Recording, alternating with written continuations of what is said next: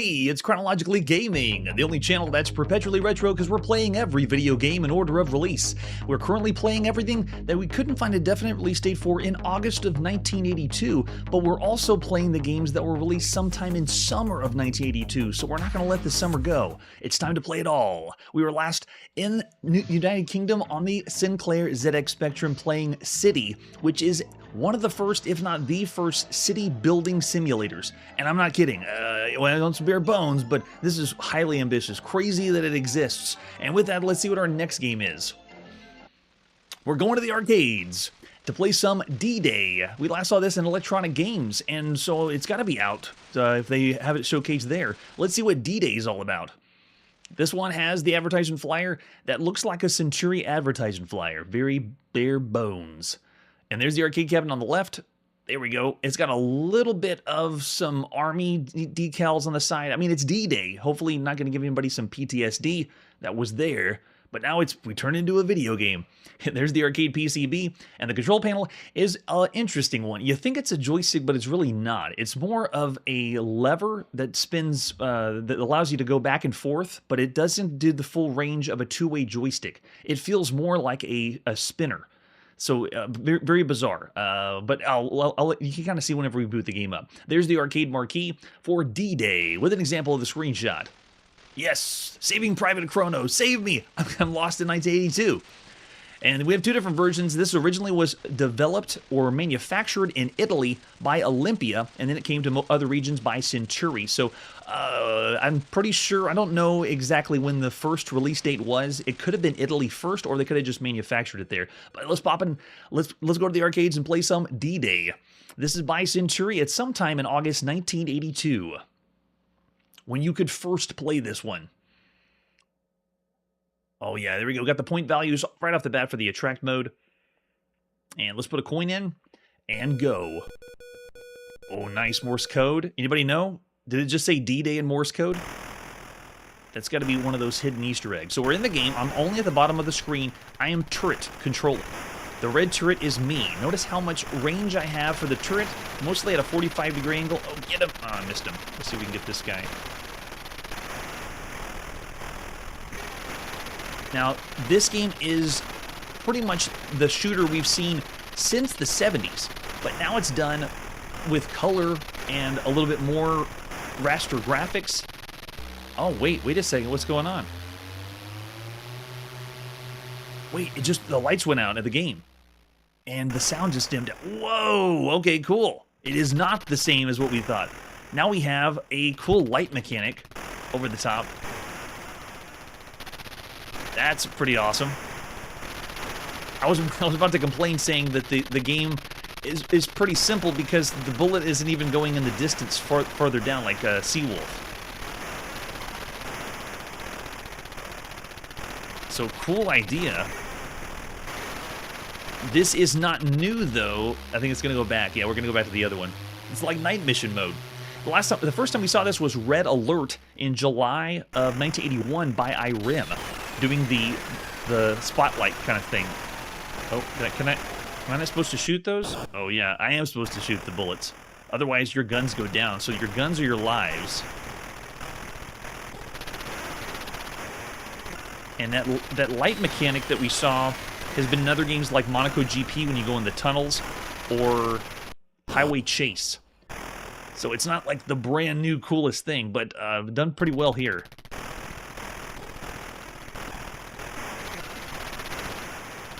I'm still not sure what plane I'm playing on, because we're down at the bottom on the gun turret, but it feels like I'm just shooting this across one solid plane of existence, but I'm able to hit everything. Oh, they got us. When you let a tank go at the bottom, then that's it. Olympia did it originally. Doesn't it feel like Exidy? That's a good point. It does. It feels like I'm playing a game that Exidy would have done. Where is Exidy? We haven't seen any more games on the Exidy Sorcerer or anything in the arcades.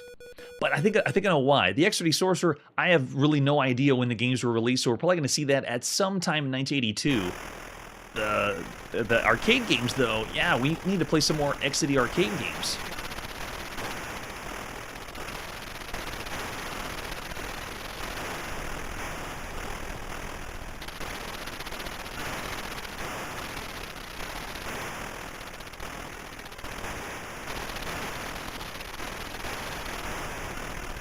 It feels like I'm playing a throwback. Like this is an arcade game I should have played back in 1979, maybe 1980. Because it's just, we're going to go shoot stuff in the arcade, and that's exactly what we're doing. I like how the sound fades away, and it goes into night mission mode. Yes, in one shot, that's how powerful it is. What artillery do you think I'm using, then?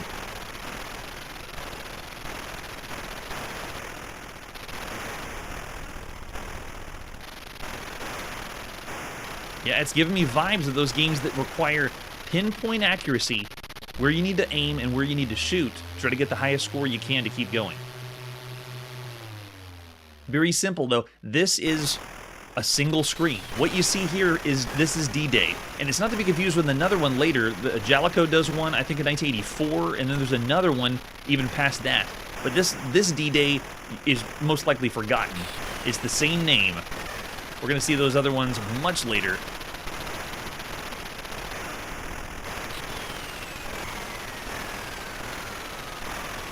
It's a noble attempt, but we've seen what's in the arcade so far. If you had quarters in your hand, how likely are you really to be putting them into D-Day to be playing? Yeah, Atlas is already going 2 stars for boring. It has a little bit of detail, but it's one screen. Since 1980, we've seen arcade games with 10 different screens, 10 different experiences, sometimes even 10 different types of gameplay. The one screen feels, but then again, it's like me being harsh with the Epoch cassette vision. Even though we played one of the Battle Vader game, it was a well-done programmed game, but it just feels not as compelling as everything else that's out there. Yeah, there you go, 2.5 stars. 2 from, yeah, if you think of all the arcade games, I actually wouldn't even want to go lower than that. So D-Day, if it was in the arcades with everything else out there, I mean, we're talking the brand new stuff. Donkey Kong Jr., even all the classics, Frogger, Donkey Kong, all the things we've seen up to this point, D-Day is one that would be missed. I can understand why it's not seen in the Jalico one is showing up, but pretend I didn't say Jalico. We don't know what that is. Yeah, so of all the arcade games, I'm going to go bad. There's much better experiences you can have in the arcades. Even the lighting effect we've seen before, and it's not enough to push it into the really cool mode.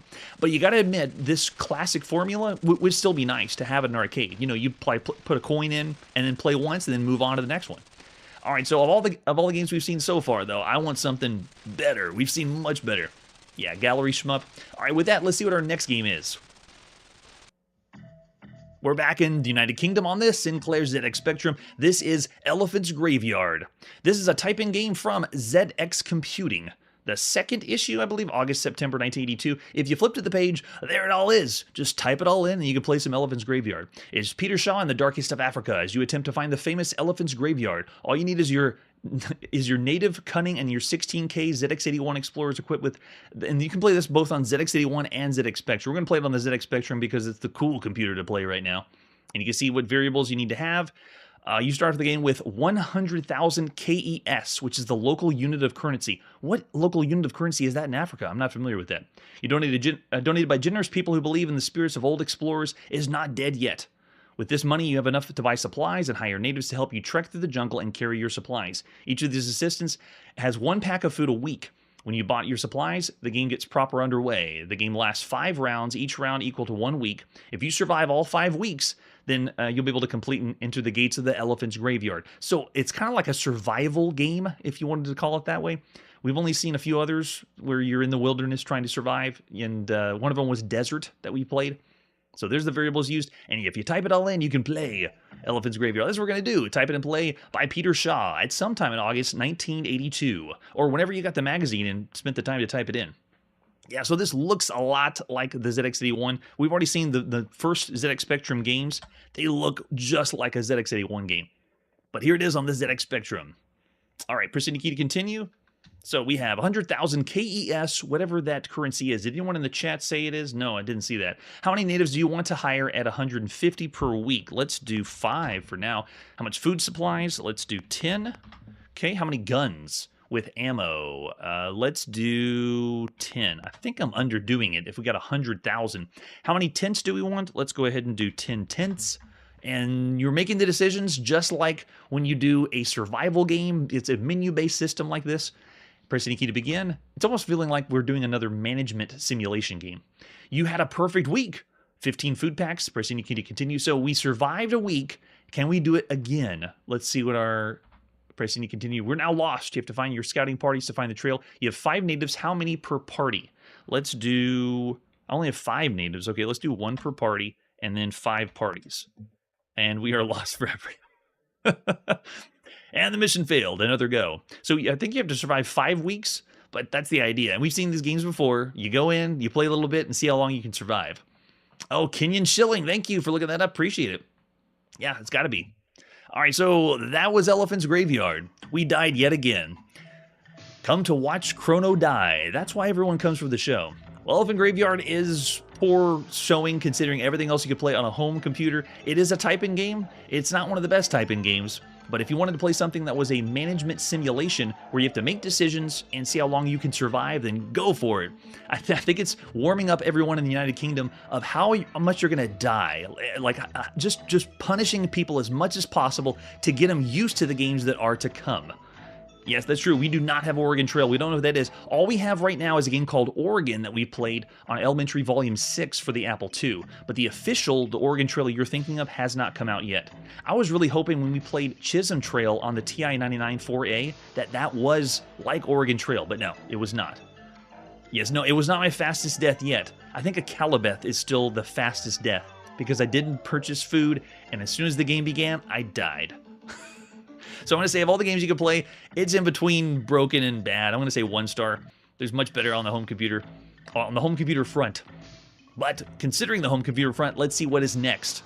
Oh, by the way, with Elephant's Graveyard, this was first available in C-Load magazine of December 1981 on the TRS-80 before someone got the inspiration and then put it in here as the type-in game. So just so you know, it's not just here. You can play it on your TRS-80.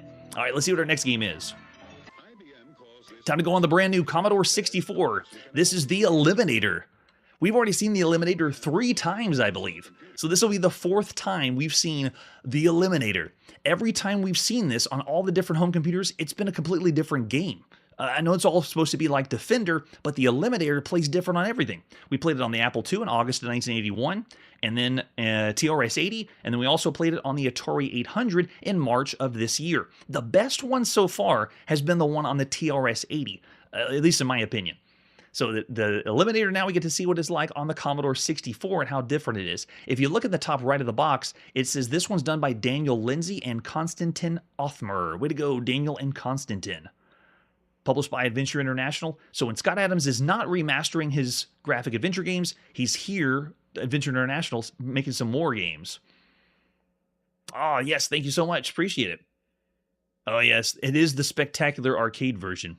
So on the back, they got a picture of the Apple version and the TRS-80 version, both that we played, and they even have the parameters like everything by Adventure International. It's 10 ages to adult. Sorry, 9-year-olds, you can't play the Eliminator. You're just not old enough. You need your joystick for this one, yes. And I think we have, yeah, on the Commodore 64, you get the joystick too. Nice. Let's see the other art we have for the Eliminator. Besides the box, here's the ad you would have seen at the time. This one is for the Apple, Atari, and TRS-80. All 3 of them are different. So it shows you just how different porting video games is now at this point. Every game, when it goes to another computer, can be a completely different game. The same name, the same idea, but just totally different. So cool. And there's the example of the screenshot. I'm excited to get into this one. Let's play the Eliminator at sometime in August 1982 by Adventure International. The year we first saw this was the year of the side-scrolling shoot-'em-up. When Defender came out, when Super Cobra came out, Scramble, and then we got this, and we saw lots more of the let's scroll horizontally and shoot stuff. There we go, Daniel Lindsay and Konstantin Othmer. I'm sure I'm mispronouncing that one. Oh, very cool. Gives us the Star Wars crawl. No music, but that's pretty impressive. Look how they're fading the font in the distance. Well, it's not really the font. It's not using text. That's pretty cool. And then they got a high score table with colors aplenty. All right, I just push my button on the Commodore 64 and we're in. Yeah, look at that. So if you look at the top of the screen, I have my radar like Defender. Okay, so I'm looking at the top, and you can see we're represented by 1 square pixel, and the screen frame, yeah, there we go. It scrolls with us. That's kind of interesting, though.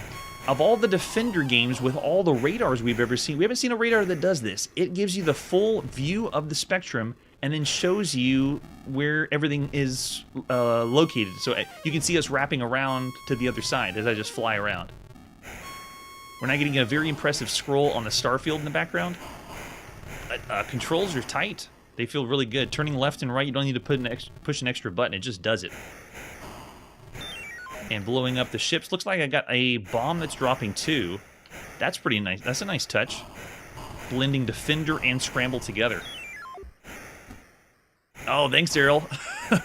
I wouldn't have known that one for the currency on Elephant's Graveyard.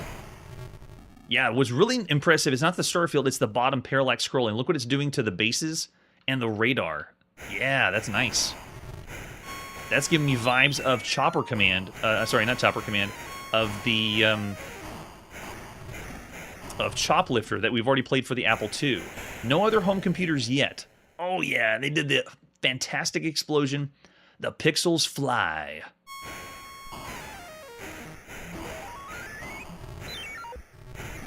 I'm already hearing possibly a little bit of the sampling coming from the SID chip. It's hard to tell. Because at this point, it's still so new. I wouldn't expect it yet. Okay, so this is how it works. We have 39 bombs. Got 3 ships or 3 lives. We're currently on level 1. The goal is to blow up the bases. So you actually have to get over this base. Oh, I missed that one. There we go. If you tap the fire button on your Commodore 64 button, you fire the laser in front. Oh, now look at this firepower, too. Oh, I love it. But if you hold the button down, then you'll drop one of your bombs. So you're trying to bomb and blow up all the bases, and we can see them displayed at the top because essentially the bases are generators. It's just generating more and more. Kind of like a game called Gauntlet that doesn't exist right now. Forget I said anything. Oh, man, he came out flying and shot us. Yeah, for a home Defender game, this is pretty good. This is fun. It doesn't look exactly like Defender, like Planetoid that we played on the BBC Micro. But the ships are very bright, lively. It's got a pseudo-parallax scrolling in the background. Looks like I can't blow up radars. That's too bad. Oh, wow. Yeah, I only got 2 ships left. So I want to see if I can finish the whole round and blow up all the bases. That's what all of the Eliminator games did. It scrolled left to right like this, but they all played differently. Like one of them actually had you rescuing the hostages from the aliens, kind of like Defender, but then some of them have different ways that you shoot. Some of them have different mechanics, like this one is blowing up the bases. That wasn't in Defender. We have the high score. Your rank is 9th. Do I get to put my initials in? Yes, I do. Wait, why is the keyboard now? Oh, wait, you have to do it on the joystick? Oh, nice touch. Cool. So you don't type it in on your Commodore 64. You just put it in using your joystick. Like it's the arcade. Just like it said on the box. Nice. Man, arcade is so king. Now, notice when I begin the game, I have no bombs. As soon as I start blowing up enemies, that adds bombs. Killing the enemies gets the bombs. The bombs will blow up the bases. Bases will clear the screen.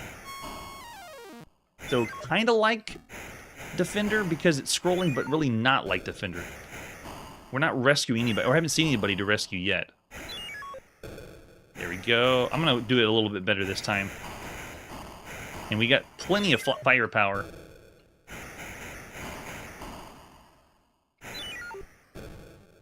All right, getting the bases taken care of. There we go.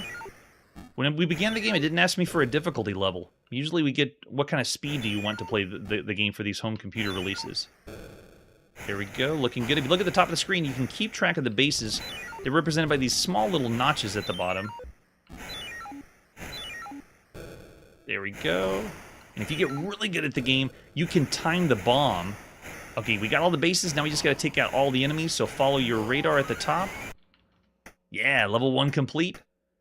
And the enemies are trying to blow up your radars, so the more radars you have left, you get more points. Incubators require 1 hit. Uh-oh. Did the tape mess up? Oh no! We can't see level 2 because the tape has crapped out. Darn. Wouldn't be the first time. I'm still going to call it a win for the game, even though we didn't get to see level 2. But now I want to know, what is level 2 like? How great is level 2 that we couldn't see it? All right, I'm already seeing some ratings out there. We got 3.5 from Atlas. Yeah, on the Commodore 64, this is awesome. Of all the games we've seen on the Commodore 64, this is great. It's the killer app so far. I'm too bad that the level crapped out on us. But still, I'm thinking of all the games we've seen so far, at least 3.5 stars above average of all the games on a home computer. Yep, Scruffulous and 3.5 Manly as well. The best one we saw on the TRS-80, that still was, I think we said 4.5 when we saw it in 1981. Here in 1982, though, this one is a very well-made game. I'm going to go ahead and go up to 4 stars for The Eliminator on the Commodore 64. I'm kind of giving it the notch because of the computer itself. Sound effects are done really well, and if someone has a better copy or a way we can play past level 2, let me know and we'll check it out again. Yeah, 3.5 to 4 says Curtis. Yeah, I'm with you. If you want to play some side-scrolling shooters, that's the way to go. All right, let's see our next game. We're back in the United Kingdom on the brand new Dragon 32. This is Escape. Escape is the very first game we've seen that is an exclusive to the Dragon 32. They are not just going to rip off every game on the Coco and then we're going to play it again on the Dragon 32. So Escape is the... Wait, no, I'm sorry. My mistake. Escape is a ripoff of the TRS-80 color computer. There's another one that's coming up, but this one is not that one. Escape we have already seen by Ken Kalish. Let's take a look at the box. So Escape we have seen on the Coco. Find your way through the endless maze, but do it right or you're doomed. And this one is intense. This is what was originally titled as the Thinking Man's Maze. Yeah, thank you, Curtis. Yeah, it is on the Coco. That's the one we're going to see later. That's the original.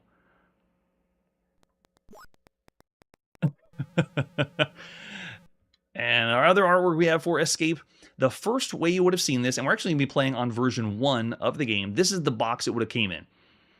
Full color graphics for 1 player by Microdeal or Publish.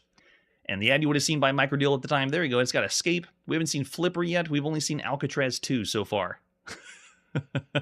And there's the full riff of the box.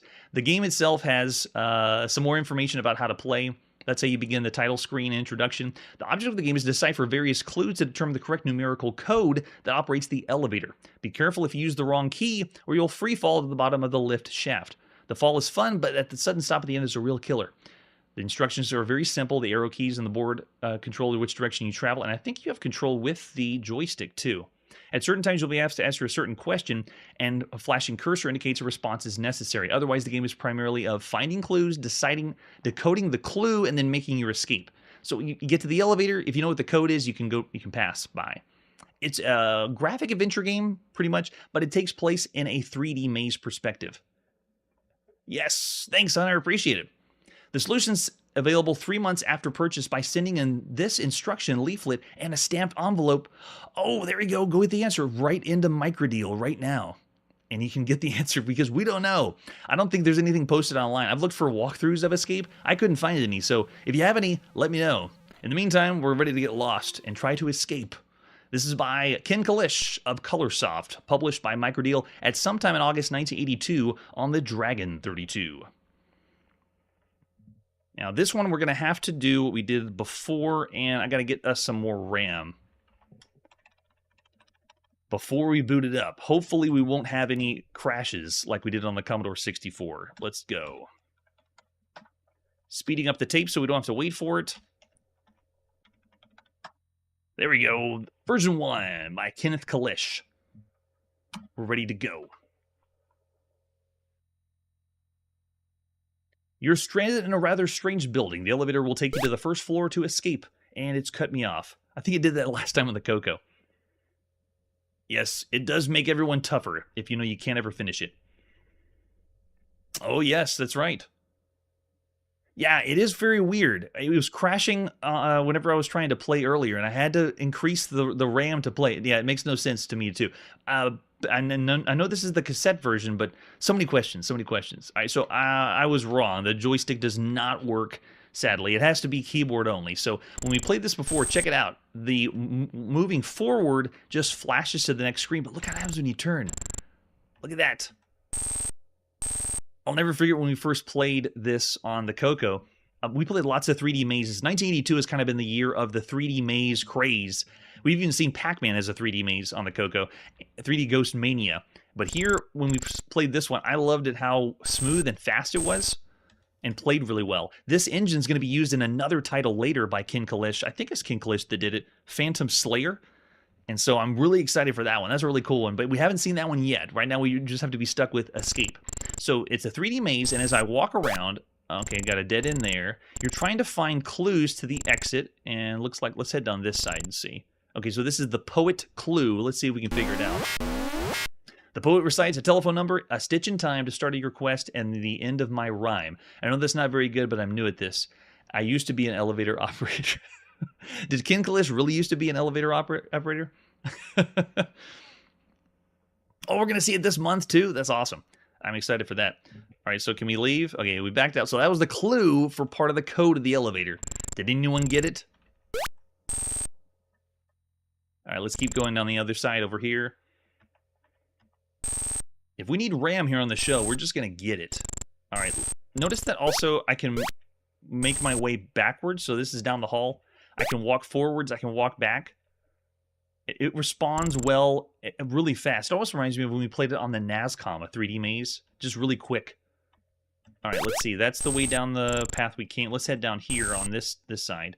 But if you notice the little notches on the side, that's where you're supposed to turn. It feels like a really cramped 3D maze. All right, let's see what this one is. This is play. Let's go in for this clue. Maestro is lecturing. He says that the key to understanding music is in mathematics. Hitting on numbers. That's the key. Oh, thanks, Curtis, for the heads up. So interesting. All right, so let's turn to the left. Let's see what's over on this side. We have to get as many clues as possible before exiting. Here's the seer. What does this clue say? The fortune teller reads for you. X marks the spot of the hidden clue. The sign is the same as the way to get through. Interesting. I am not figuring out any of these. It's very cryptic puzzles. All right, let's keep going down this side. Oh, appreciate it, HRKAG. Thanks so much. And if you're live right now, if you know the answers of everything for Escape, let me know. Because when I looked up walkthroughs or anything on Escape, I couldn't find the answers. Did anyone write into Microdeal and get the answers? Let's keep heading down here. Nothing on that side. Okay, this one is the trap. I don't know if we should go in here. Let's try it anyway. I told you so. Because it was the trap. Uh-oh. Yep, it trapped us. Brutal, just brutal. These are the video games that put hairs on your chest. Because playing them enough, you just get lost. Yeah, so there you go. We've already been trapped. Can't get out. Yep, and there you go. I decided to just break the game. But once you get enough of the clues, then you head to the end of the hallway and then try it again. Yeah, it's so rude. I actually want to go in again. I want to play this again. Because the idea is you go room to room and you get as many clues as you can. Then you finally get to the elevator. The elevator says, what's the code? If you put in the right one, then you can move on or finish the game. I don't know if anyone's actually finished the game, though. Let's do this.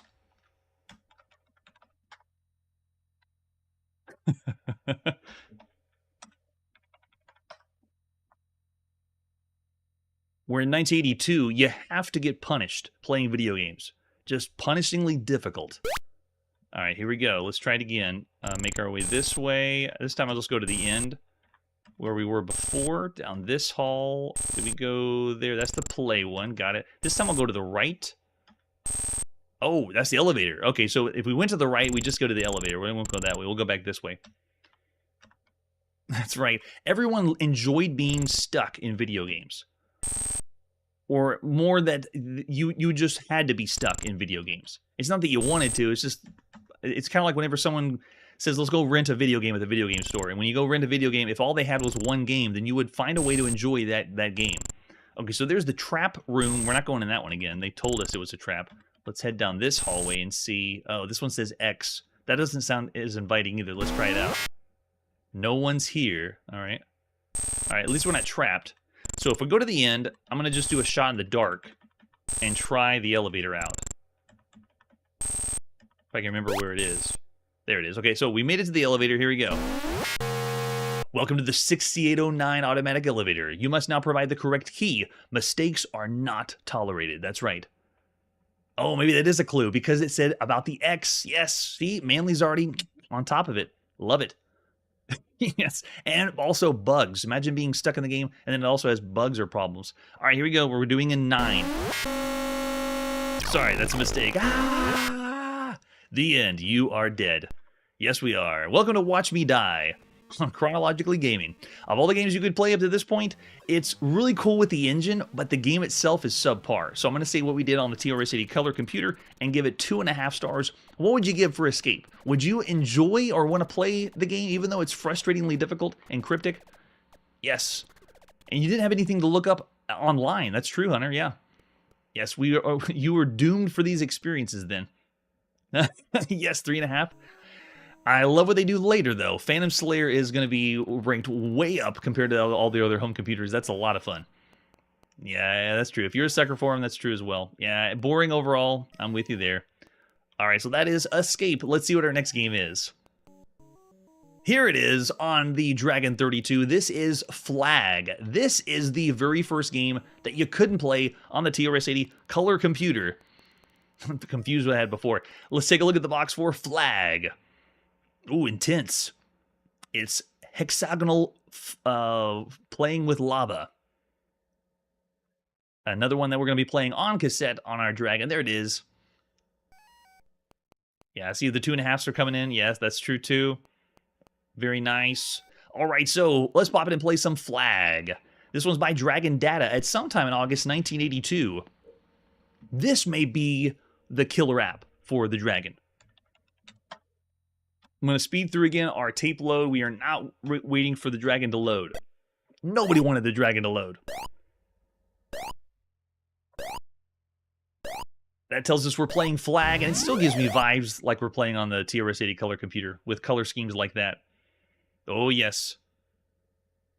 Oh, the front of the box of the Dragon artwork's really good. I'm so glad that somebody has amassed all of the artwork so we can see all the front of the boxes. Okay, so what difficulty factor do we want? With this one, we're going to go with, let's start with level 1. And then I'm going to show you first the one-player game so you can kind of understand how it works. All right, so can you want the flag to move? I'm going to say no for right now. Okay, so the way this game works, it's a hexagonal view, or a hex grid view. Now, you think it's a strategy game, it's really not a strategy game. I'm represented by the letter A. Oh, okay, color choice, let's do... You can pick the colors that you want in the top. So I'm A. I'm going against C, which is the computer. We're trying to get to the flag on the right side of the screen. So you can use the joystick. I'm using the joystick to move hex to hex. And you're just racing to the other side while the board is changing. So it's not a board game. It's not a strategy game. It's just it's almost like a race, a very slow race to see who can get to the flag first. There's question marks on the grid, and if you go to the question marks, it's going to warp you into a random place, so you don't know where it's going to be. And that time, yes, we won. I made it to the other side. So I got one flag. You can see it's represented by the top. So it's a racing game, but it's really not a racing game because we're used to being in cars for a racing game. Looks like the computer might beat me this time. They got the head start. But this would be a funner game to play with 2 people because you plug in 2 joysticks to the Dragon and then go. Oh, we got it. They got trapped by the side. Nice. So I'm going to the top. But the whole experience is random, and you can decide how random or how difficult it is whenever you begin the game. Errol, I don't know if you should talk about which one's faster between the two. When we first introduced the Dragon 32, they introduced it as the Dragon, as in D-R-A-G-G-I-N. Okay, oh, we got a good random spot, but it looks like the computer still gets us. And it looks like they're doing the best 3 out of 5. Yeah, there you go. So computer got 1 flag on me. We still got 2. That's a good point. They have a good cheat on this, too. Oh, no, they had a cheat. Almost every game did. But when we played the escape game on the Dragon. Oh, bad random there. Hey, thanks again. Appreciate it. They had a cheat on the escape game where you could cheat your way where any code would work at the end. Oh, darn. Looks like the computer's got us. Yep. So it's 2-2. Here we go. Last round. Let's see if we can get to the flag first and beat them out. The pressure's on. I'm going to head to the top. I don't think...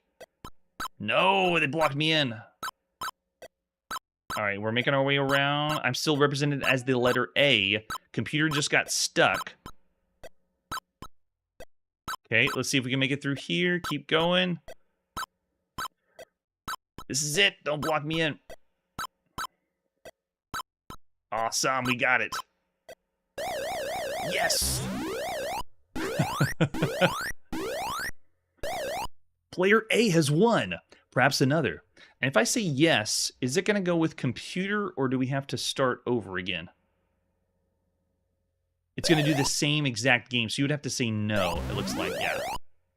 Okay, so now you can do... Oh, you did start over. Okay, so let's do a harder difficulty. Let's do 5. And then this time we'll do 2 players, which means you need 2 controllers into play.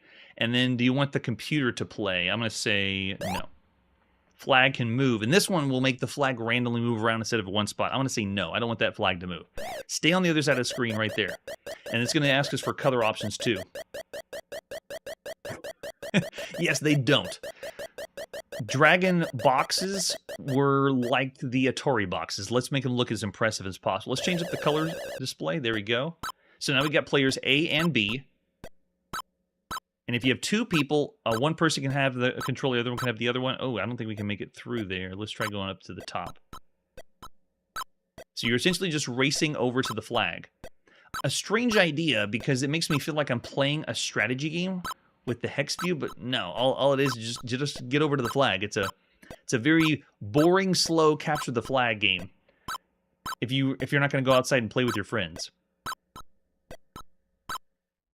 Now the colors you can pick at the beginning if you want one color scheme or another, which is kind of nice. Come on, go down. There you go. So the first original Dragon-only game. From what I understand, you could not play this on the TRS-80 color computer. But of all the games you could play on a home computer, it's all right. Of the titles you could play, it's more fun if you had a friend, but I'd say average. It's not really pushing anything too much higher or lower. And like we said before, if you wanted to, you could poke it a little bit and speed it up, but I'd say 3 stars. Of everything on all the home computers up to this point. Later, it's going to be renamed to Capture the Flag and repackaged with a game called Maze Race. So we might see that later, but we're not really going to check out compilations. I'm seeing Manly's giving 2 stars, Hunter's 1.5. 3 hexes out of 5. There you go, Scruffy. We've seen slower. We've seen more boring. But it has some merit, and because it's a fresh idea. That's another reason why I'm giving it 3. Yeah, 1.5 from Joshua. Very nice. All right. So after Flag on your Dragon 32, let's see what is next. After this commercial break. It's time to go to Japan again. Man, they really loved Amadar over there. Maybe even more than us. There you go. It's time to put it in the palm of your hand. Amadar by Gakken. With a very amazingly crazy commercial. So all I have for Amadar is a few screenshots. This is part of Gakken's flip style games where they flipped up and they played like some other handhelds called Jungler or Dig Dug is also done in this fashion. But here's Amadar, the same one we've already seen in the arcades, now as vacuum fluorescent display. You only need, look at down the bottom, you only need 4 D batteries, or what kind of battery? Oh, this is the European front of the box by CGL. And then this is the case itself before you flip it up. Flip it over the back, and you can use the joystick to drive your pig along the line marked. And if you remember Amadar, it's the one that you're running around with the pig to like capture different areas. Yeah, the physical design, I have never seen one of these until I went to the video game museum. They had some of them there. Yeah, the title screen's very nice as well. You have Game A and Game B, and you even have a bonus game. So multiple game modes on a handheld is really nice, and this one looks very similar to those Coleco tabletop versions. And this is one of the very first grid capture or Amadar-style games as a handheld. And there's what you get when you boot up the game, and then there it is, flipped up on both sides if you have the Japanese version. Switch in game mode game mode A and B, and then use the joystick. There it is, the Japanese box, and a few of the information that came with it. Now that's sadly where it ends. This is the screenshot of what it looks like. I'm going to include some links down below of gameplay of what the Amador looks like, but this one, there's no way to simulate or play ourselves, so I'm going to sadly have to rate it down here in the 1-star. If you want to send me Gak and Amador, you can. I have not played this version of the game. Oh, it does, right? It does. That's a good point, Victor. But if I knew what you were talking about, I don't know what a PC Engine is. At least here in 1982. There's so much that I've done on the channel that just makes me think of things I know is going to happen later. Going way back to August 1982. So there you go. After our handheld of the evening, let's see what our next game is.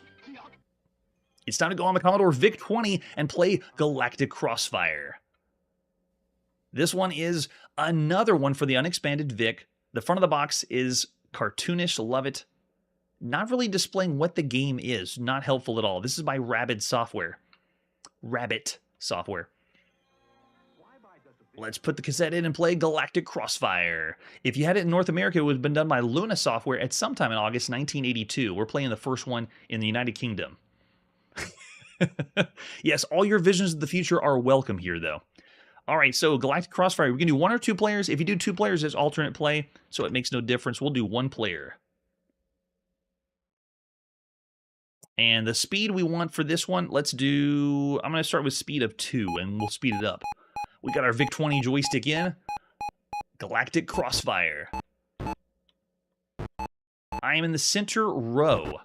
I can only move in the center row. I have a force field, almost like a Gorf force field. It breaks down over time, but this is all I have. Even if I have no force field, I still only can stay in the center view.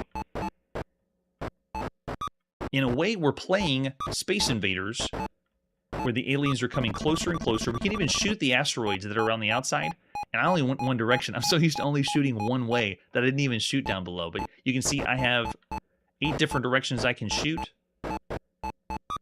It is a slow game. The controls are very, very wonky. It feels like it's tile-based compared to other ones, but I did put it on speed of 2. And whenever you shoot, you have the ability to cancel out shots. That one went right through. That was nice. And this one is what you see here is the entire game. There is no other screens. What's the high score you can get? How long can you last?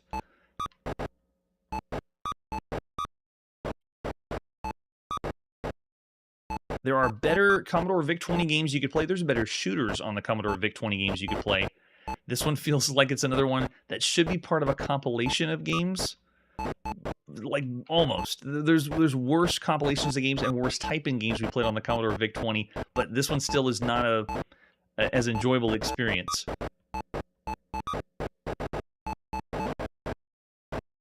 This does remind me of another arcade game we played that is the Space Invaders style, but the Space Invaders come in from the left and right side, and you have just a tunnel down the center as a column you can shoot.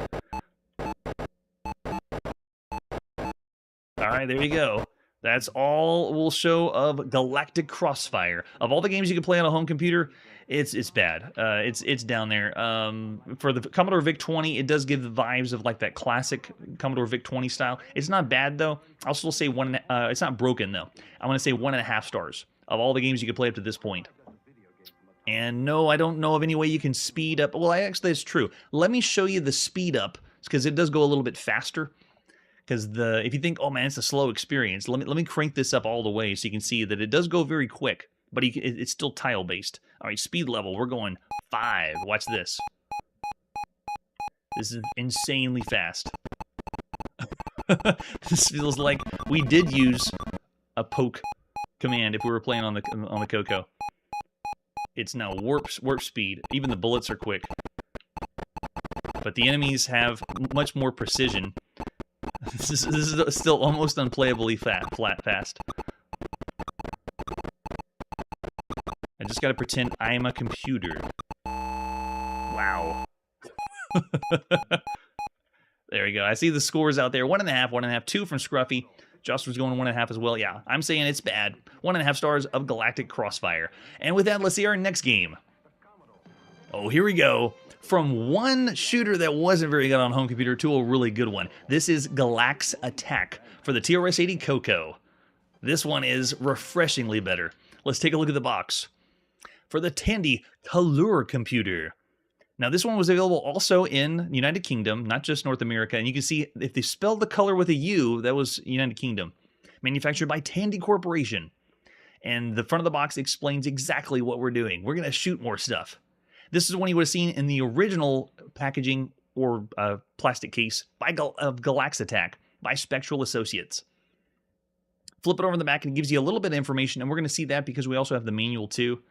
Constant barrage of enemy fire. If you had it in a magazine ad, there it is in the bottom left. That's actually the first version of Galax Attack because the first version was didn't have the bug shape of the characters. You know how whenever you play Galaxian, it has insects that fly down. Well, the original Galax Attack didn't look that way. You can kind of see the screenshot here in the ad. Oh, really? It does. Oh, nice. Yeah, Nostalgia Nerd. I think I've already seen it. So if you look at the inside sleeve of Galax Attack, it explains the scoring and how to play, and we're going to see that shortly. There's the example of the screenshot of the later version. So here's the manual, original one by Spectral Associates. Galax Attack is a fast, exciting machine language game of arcade quality.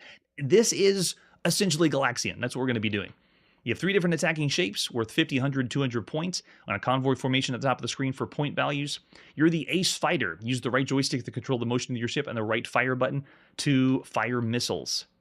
And then we have bonus ships awarded every 6 flag, and the end of the game, the score of the current player is displayed at the 5 highest scores. This shows you how to load the game up using your cassette and then saving. And if you have any troubles, if you have an FM error, you're probably trying to load the program using cload. You have to use cload M because we're going to go faster. This is not basic. Yes, fast Galaxian. Copyrighted by Spectral Associates. Be gladly help assist the customer. Thanks so much. And then they advertise their other games, which we've seen Space War, we've seen Ghost Scholar, Robot Battle, Keys of the Wizard. I think we've seen them all. Yeah, everything by Spectral Associates. Very nice. And you can use it also on the TDP 100 or on your Dragon Data. Does that mean we're going to see this later on the Dragon too? Yes, killer idea. It keeps people from copying it. At least that's what they used to say. All right, let's pop in Galax Attack and play by Tom D. Keaton.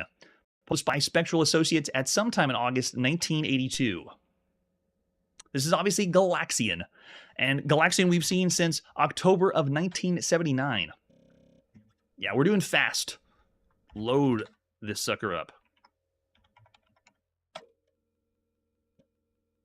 There's been several other Galaxian variants we've seen besides this one. We've seen Mad Minds on the TRS-80, which was very well done. We've seen Moonbase IO on the on the Atari home computer. We've also seen Arcadia on the Commodore VIC-20 and the ZX Spectrum. Very well done, but one of the best ones we've seen so far that's Galaxian-style games was the Arcade Machine in June of 1982. That one was not only a Galaxian game, but you could design your own Galaxian game. I'm talking like everything. You could design their own characters, their patterns, their movements, how what your ship looks like. The Arcade Machine is like, so far, the ultimate Galaxian experience on a home computer. Oh, yes. Can't Xerox that one. All right, so interesting. We use our initials first. Okay. They want to know who we are to put us on the high score table. And there it is, the high score. Nice. All right. So far, ladies and gentlemen, we played about 55 games that play like Galaxian here on the channel. 55 games. And that's not including Space Invaders. I'm talking just that play just like or similar to Galaxian or inspired by Galaxian. All right, so this one uses NTSC artifacting for color and black space, and when we see it later on the Dragon, which I think we are, it's going to not have the black background. It's not going to be the same experience. Oh, look at this. Whoa, that responds really well. This one is tight, programmed really well for the Coco. This is, I would say, the best Galaxian we played on the Coco. Look at how well it responds, and even the ships move. Its Galax attack is, hey, you want to play some Galaxian on the color computer? This is it.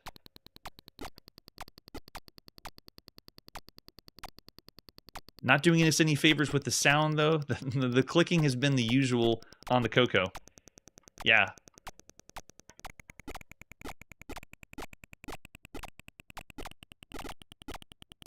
So this does have rapid fire. I can just hold down the fire button and go. It's the turbo turned on. Nice touch. Yeah, you can just do rapid fire. So cool.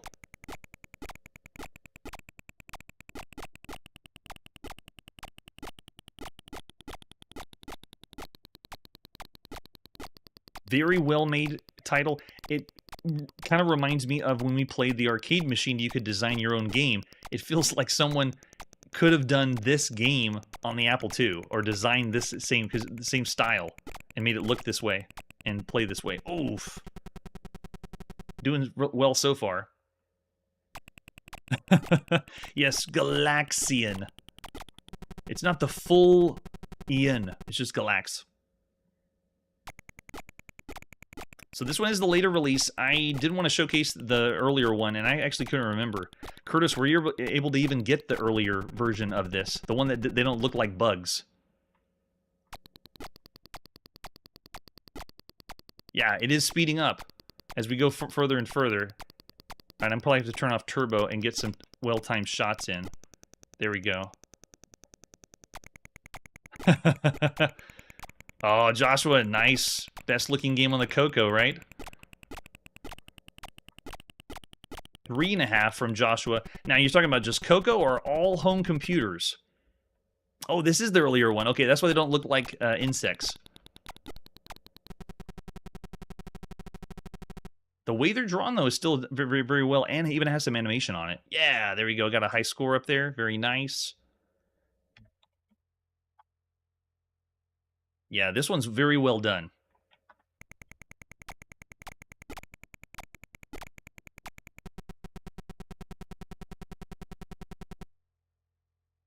Yeah, 3.5. I actually was thinking of all the games you could play on a home computer, it's around 3 or 3.5 stars. Yeah, I'm thinking 3.5 stars of all the games you could play so far.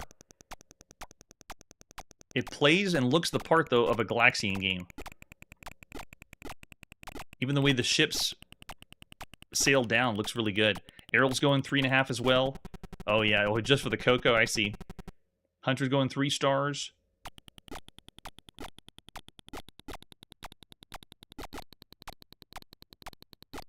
Yeah, I displayed the screenshot of the newer one, and we're going to be seeing the newer one later. And that one had did that one have a different title? I don't remember if they kept the same Galax attack or if they changed the title.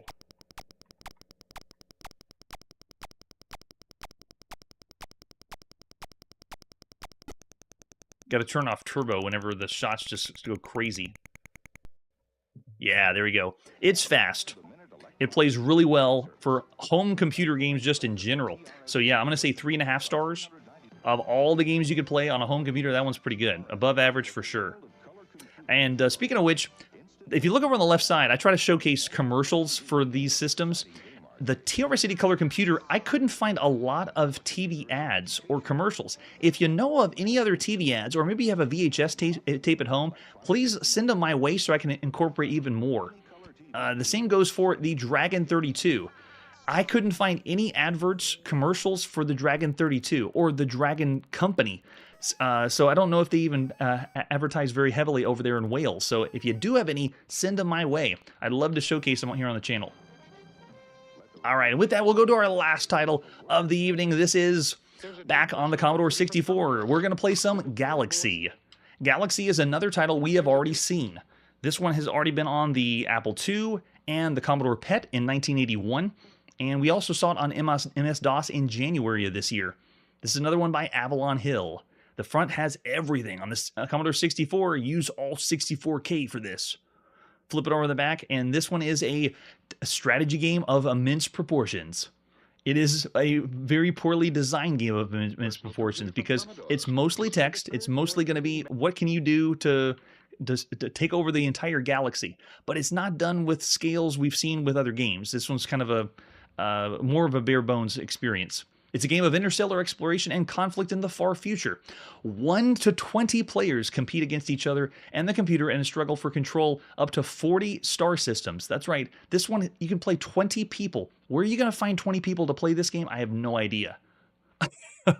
Oh, you did? On Atari? I don't think we've seen the Atari one yet. Maybe that one hasn't come out yet. But Avalon Hill, it's everywhere. They get it on all their computers. Yeah, I can't believe 20 people can play this one. And the TI-99 version, I don't think we've seen that one either. It shows you how to win a solitaire game. You have to conquer the entire galaxy before the end of the game. If 1 or 2 more players are competing, the winner is the one who controls the most worlds at the end of the game. That's right, worlds. It's a galactic conquest game. It's a turn-based affair. You and 20 friends, if you want to. I just can imagine if you go to a conference and you're like, everyone gather around. Let's play some Galaxy. That's just crazy. Yeah, maybe a classroom. That's a great idea.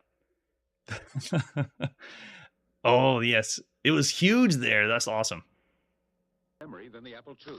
All right, so let's pop in and play some Galaxy by Avalon Hill. This one's done by Tom Cleaver and Walt Brewer at sometime in August 1982.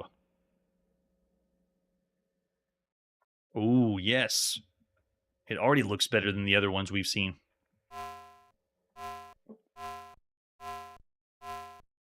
Whoa! There it is. Originally done in 1981. Whoa, they have sound. The other versions didn't do this. Okay, so I originally was giving the titles 2 stars of all the games you could play on a home computer. But this one already has the presentation of a better title. So cool.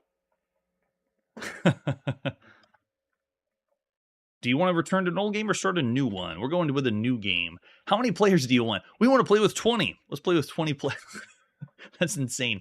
How many worlds do you want in the game? 40 worlds. We're going big or go home. How many years or how many turns do you want? We're going to do 100 turns. We'll just keep playing until the next episode. Do you want the neutral worlds to build defensive ships? Yes, we do. Commodore will begin the game in control of World A. What name will you name this fleet of characters? Let's go with Atlas. And then the last person was Hunter. And then before that was Errol. And then before that was Curtis. And then before that was GE Stream. And then we gotta name all 20 characters. Let's do Bart and Lisa and Homer and Flanders and Marge.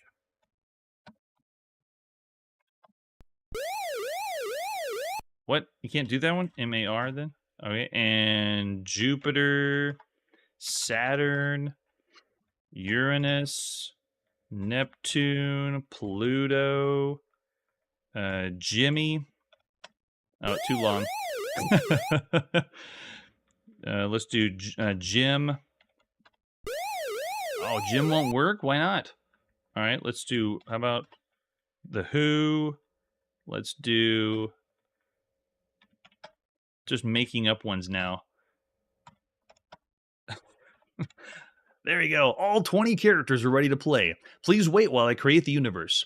Now, this title is another one very difficult to do on the live show because it's a simulation that you're making decisions to capture and take out worlds. There isn't really any animation. It's more of the strategy of how many managing your resources. And then whoever is the owner of the most worlds or taking over the most of the galaxy, then you win. It's amazing.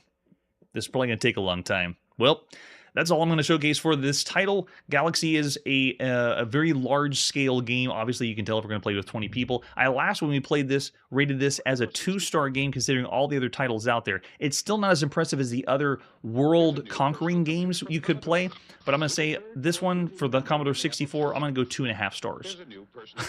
Oh yeah, 1 to 4 letters only. That's what it was doing. So Galaxy is find 20 friends and go out and play. But there are better titles in this style of game that you can be playing on a home computer right now, and there is better games you could be playing besides this one. All right. With that, it's time to put the video game playing on pause. Tune in next episode where we have Bounty Bob coming to your home computer. That's it for today, and like I always say, if you have trouble with your game loading, then make sure you rewind the tape, check the volume of it, and then try it about 50 to 60 more times, and then you're all set. Hey everybody, thanks for checking out the channel and joining me on my quest to play every single video game in order of release. We'll be streaming live every weekday at 9 p.m. Central, so join us and let us know if you miss any games along the way. This video would not be possible without Launchbox, RetroArch, and MAME. Tell all your friends there's some crazy guy named Chronologically Gaming trying to play every single video game. We have links down below that'll send you to places like our Discord and Patreon, and one that says all the video games we've ever played. If you go there, it's a list of everything, and you can click right to the game you want to see. Chronologically Gaming is the name to look for. We are Perpetually Retro, and we will catch you next time.